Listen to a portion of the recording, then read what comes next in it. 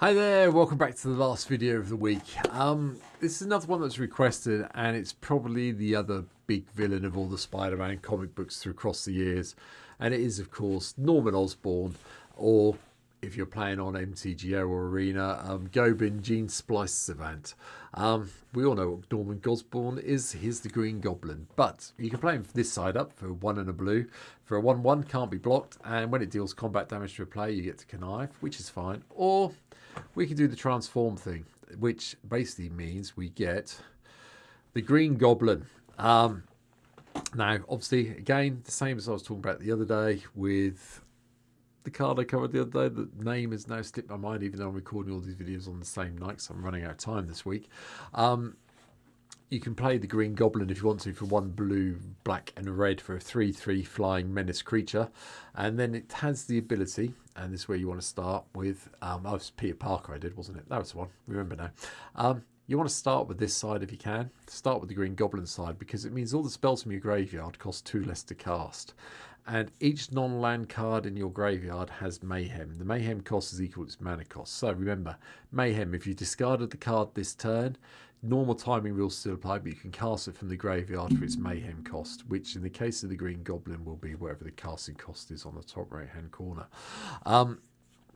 Both sides are reasonably good. I obviously, the deck is built around starting with the Green Goblin side, but if you need to play Norman Osborn out at some stage just so you can get him for some damage and get a little bit of conniving on the go, so be it. It does help because, if you can then flip it after you've done Norman damage and you've connived and you've discarded a card, put +1/+1 counter on it, you've got the mana to still transform Norman into the Green Goblin and still cast the card that you discarded because it's got connived now. You're in a very good position. You should be winning the game, but you probably want to start with the Green Goblin side. But anyway, that's my thoughts. Here we go with today's video. Hope you enjoy this one. So, starting at the beginning, we have a low creature count in today's deck. We've only got 23 cards, 23 creatures in the deck, because we do want to be fiddling around with the graveyard and getting things back from there, and you'll get to why in a minute. But we kick off with Hobgoblin, Mantled Marauder, one of the other villains from the set. Flying in haste, whenever you discard a card, it gets +2/+0 until the end of the turn. So, yeah, you can start discarding things. Vohar, Volodin Desecrator comes in from Dominaria. Can't remember which one it was now, but it's one of the Dominaria sets. Draw a card, then discard a card. If you discard an instant or sorcery, each opponent loses a life and you gain a life. So we've got them coming up.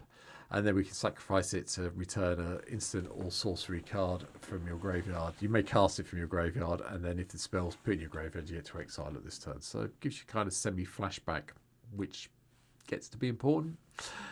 Birigi, God of Storytelling's in. I like this artwork, so I left this in from Keldheim.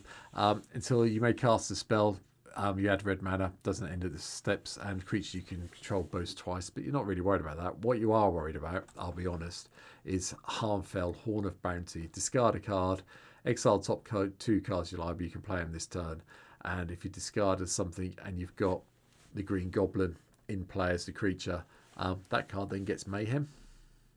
Things get very good very quickly.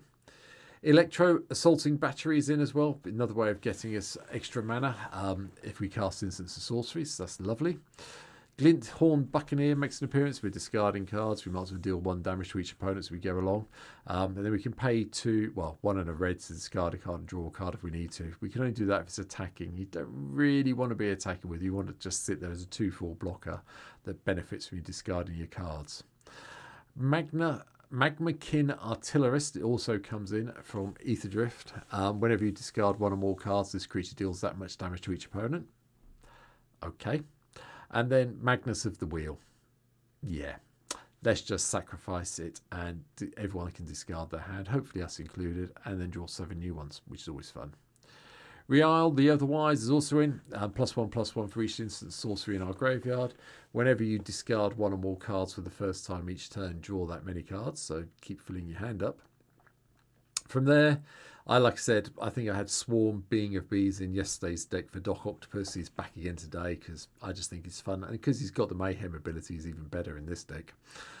Likewise, the ultimate Green Goblin's in. If we're going to have Green Goblin, we must have the best one ever. At the beginning of your upkeep, discard a card, then create a treasure token, and you can Mayhem him for 2 in either hybrid red and black, like the casting cost is. Anger is a no-brainer. We want to make sure all our creatures have haste, so get this in the graveyard ASAP. Alongside Braylon, Sky Shark Rider, coming in from the Ikoria Commander decks. Whenever you discard a card, +1/+1 counter on here, and this pings everyone for 1 damage. You can give your sharks trample. Yeah, we're not worried about that. Discarding cards, making this bigger, pinging people. Yes, please. Thank you very much. We do have this shark in here, which we can make bigger if we really need to give it trample. But Captain Harrel of the Sea Scourge is in.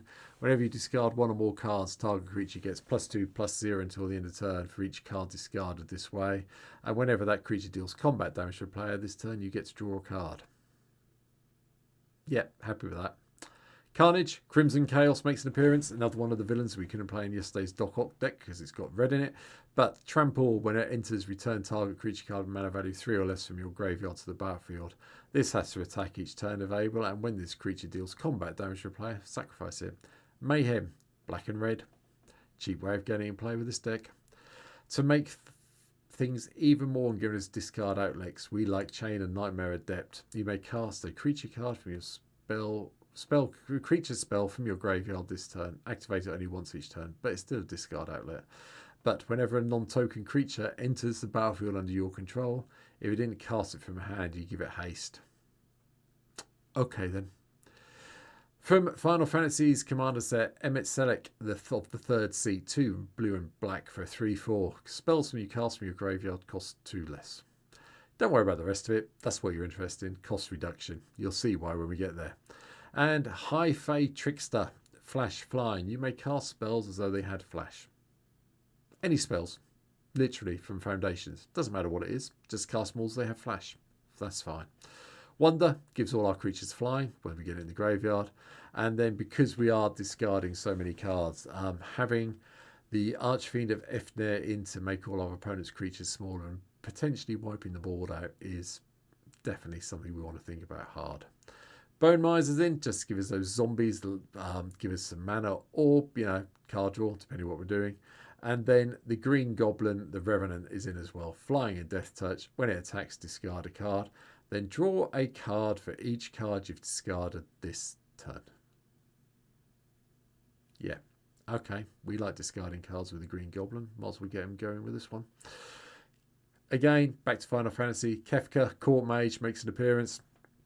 Enters or attacks, each player discards the cards, then you draw a card for each card typed among the cards discarded this way. Pay 8, get it to flip into Kefka, Ruler of the Rune as well. Whenever an opponent loses life during your turn, you draw that many cards. Be careful not to deck yourself if you flip it. I'm putting that out there now.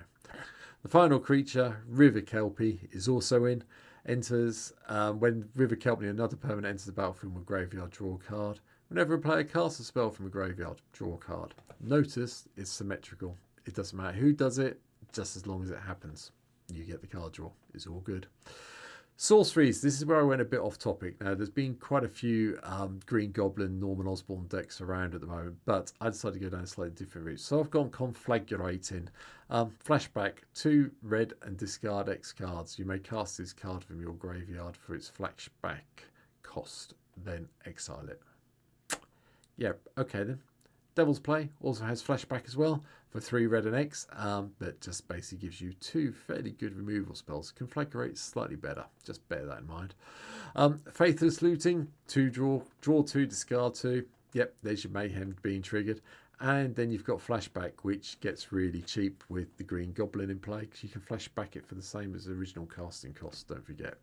Strike it rich to get those treasure tokens, and then come back again and flash it back with Green Goblins in play for 1 red. Karthik Reunion just gives you a way of discarding 2 cards, so you can hopefully Mayhem back with the Green Goblin and then draw 3. Yep, Jazika's Will's in. There's a couple of game changes in the list. This is one of them. I figured this was nice to give us that extra mana and then exile in the top 3. You know what it does. We have some control with the Toxic Deluge, and then Call the Mountain Chocobo, another Final Fantasy card that's got flashback. Might as well go and find the mountain cards, put them in our hand. Get some green birdie tokens that get a little bit bigger when we play those lands, and then we can flash it back and do it all over again. The flashback cost with obviously the Green Goblin in play or Emmet, is ridiculously cheap. Bear it in mind. Chain Reaction gives some more board control with Damnation. Ignite the Future just lets us have some fun with exiling the top 3 cards of our library. You may play those cards. If this spell was cast from the graveyard, however, with the flashback cost of 7 and red, you can play them without paying their mana costs. Yeah, that's good. Memories Turn for Final Fantasy. We've probably all seen enough of this in Standard by now. Pirates Pillage, discard a card, get 2 cards, get 2 treasures. Hopefully give yourself enough mana with the 2 treasures to mayhem something back. Mana Geyser will give us a whole load of mana if we need it. Echo of the Eons lets us shuffle our whole hand and our library graveyard back into our library and draw 7 more. And if we need to, the flashback cost of 2 and a blue is there as well to help us out. I had some fun with this one. I like Army of the Damned. It turns up when I try and do a theme deck for Halloween, it usually ends up in the deck somewhere. And since I was playing around with flashback costs because of the Green Goblin, it made sense to have this here today. The 13 2/2 black zombie creature tokens do give people a little bit of pausing. Yes, they come into play tapped. I'm aware of that. But, you know, people tend to leave you alone unless they've got a mass removal spell, in which case, oh well, you tried. But it was still fun having 13 2/2 zombies in play, even if they were tapped for a turn. Finally, Blasphemous Act for a little bit more board control, alongside Cyclonic Rift, because, yep, I might as well, if I'm going to do it to bracket 3, I might as well have them in. Demand Answers is a new one.